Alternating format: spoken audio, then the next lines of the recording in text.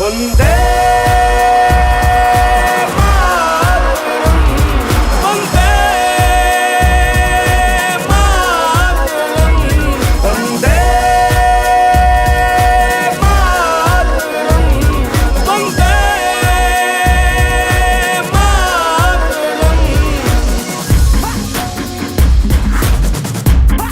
आज पूरे भारतवर्ष में स्वतंत्रता दिवस की 74वीं वर्षगांठ मनाई जा रही है। हर वर्ष की भांति पूरे देश में इस पर्व को बड़ी धूमधाम से मनाया जाता है। इसी कड़ी में प्रदेश का जाना माना ओमनी केयर हेल्थ हाउस संस्थान भी हर वर्ष की भांति अपने मरीजों और अपने कर्मचारियों के साथ मिलकर स्वतंत्रता दिवस मना रहा है। संस्थान के महाप्रबंधक डॉक्टर R.K. ठकुराल द्वारा राष्ट्रगान के साथ झंडा फहराया गया। उसके बाद डॉक्टर R.K. ठकुराल ने अपने संस्थान के कर्मचारियों को रत्न एवं नवरत्न से सम्मानित किया और अपने विचार सबके सामने रखे। अपने लेवल पे पूरा सोशल मीडिया उसके हाथ में है, पूरा ट्विटर उसके हाथ में है, अखबार के आर्टिकल उसके हाथ में है, यूट्यूब चैनल उसके हाथ में है। अपने अंदर कोई ऐसी स्पॉन्टेनिटी, अपने अंदर कोई भी ऐसा विचार आता है, अपने अंदर कोई भी ऐसी सेवा भाव आता है, तो सेवा करने का प्लेटफॉर्म बहुत बड़ा है। एक दिन में जो समाचार आप देते हैं यहाँ से वो पूरे विश्व तक पहुंच सकते हैं। अभी कल बगदादी की जो सत्ता पलट थी उसने वहां पे बहुत ज्यादा जनता बहुत परेशान कर रहा था। सिर्फ एक पोस्ट, सिर्फ एक वाक्य से पूरी की सत्ता 3 दिन में पलट गई। अभी आपने देखा होगा कि अमेरिका में एक रैंक को मारा है, वो सिलसिला अभी तक चल रहा है। यानी उस हिसाब से हम लोग अपनी जागरूकता खुलकर सामने नहीं आते। इसी वजह से भारत का 90% लोग, ज्यादा 99% लोग उस 1 रुपया पे गुजारा करते हैं, 1% पे गुजारा करते हैं और 99% पैसा के 1% पे गुजारा करते हैं। सर्वप्रथम उन्होंने देश में चल रही वैश्विक महामारी कोविड-19 के बारे में सभी को जागरूक किया कि कैसे अपने आप को और दूसरों को सुरक्षित रखें, और उन्होंने मरीजों का भी मनोबल बढ़ाया। साथ ही साथ अपने सभी स्टाफ को अनुशासन के बारे में बताया कि संस्थान को आगे बढ़ाने और उसकी विख्याति के पीछे संस्था में अनुशासन का ही बड़ा महत्व होता है। विश्वविख्यात डॉक्टर R.K. ठकुराल के बारे में बताते चलें कि लगभग 40 वर्षों से अपने मरीजों को निरंतर सेवा प्रदान कर रहे हैं। 70 देशों से सम्मानित हुए डॉक्टर R.K. ठकुराल अपनी सेवा भाव से मरीजों का सही उपचार कर रहे हैं। इस पूरे कार्यक्रम में संस्थान के एडमिन शादाब एजाज, शिवा तजीन और संस्थान के मैनेजर ऋषि खन्ना के साथ ONN न्यूज नेटवर्क के संपादक विकास सिंह भी मौजूद रहे।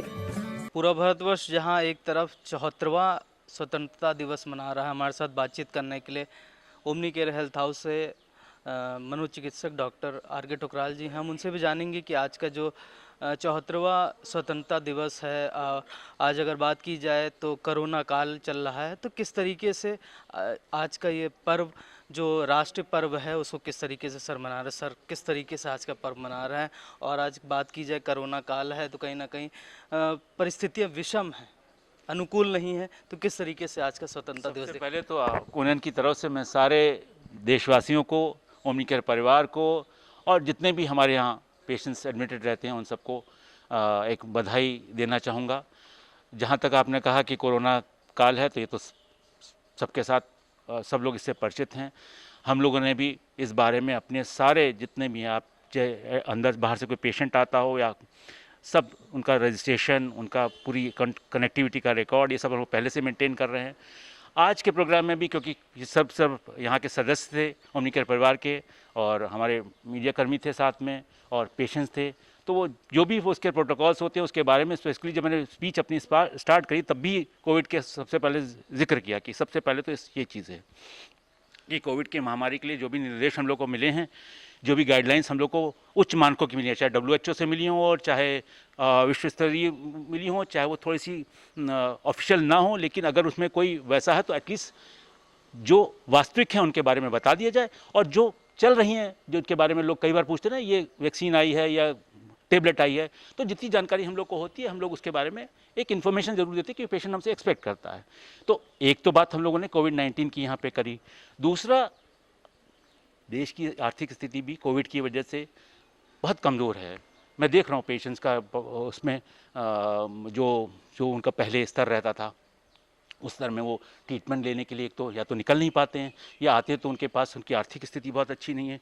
तो मैंने देखा इस बीच चाहे पेशेंट कोई भी आओ, हमने कोशिश ये करी कि मेडिसिन अगर उसके पास पैसे नहीं है तो भैया रख लो, तुम्हारे पास जब पैसे हो तब देना, फीस नहीं है तो कोई बात नहीं, तुम बाद में देना। क्योंकि ऐसा नहीं कि ये सब चीज़ें मतलब मैंने अपने लेवल पे करी हैं, ये सब चीज़ें इस समय सामाजिक ज़रूरत है, तो जितना हो पा रहा है उतना कर पा रहे हैं। और दूसरी बात है कि ये सामाजिक स्थिति पेशेंट के लिए तो ये सामाजिक स्थिति हमारे लिए भी है।